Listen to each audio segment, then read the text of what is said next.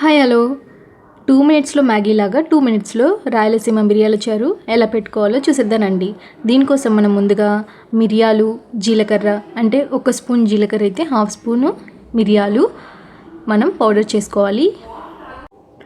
మనం జీలకర్ర మిరియాలని మిక్సీలో కూడా వేసి పౌడర్ చేసుకోవచ్చు. అప్పటికప్పుడు పౌడర్ అంటే చివర్లో వెల్లుల్లిపాయలు వేసి ఇంకో తిప్పేసుకున్నామంటే చాలా బాగుంటుంది. ఘాటుగా కమ్మగా ఉంటుంది చారు.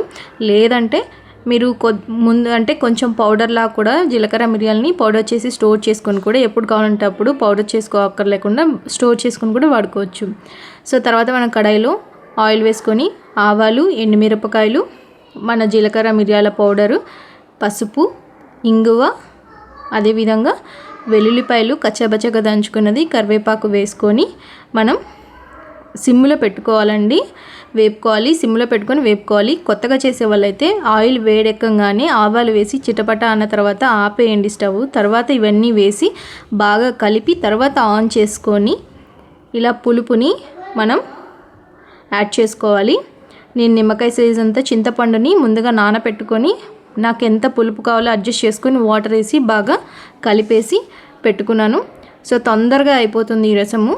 చికెన్లో కానీ పప్పులో కానీ అంటే మీరు నాన్ వెజ్కి ఈ చారు చాలా బాగుంటుందండి.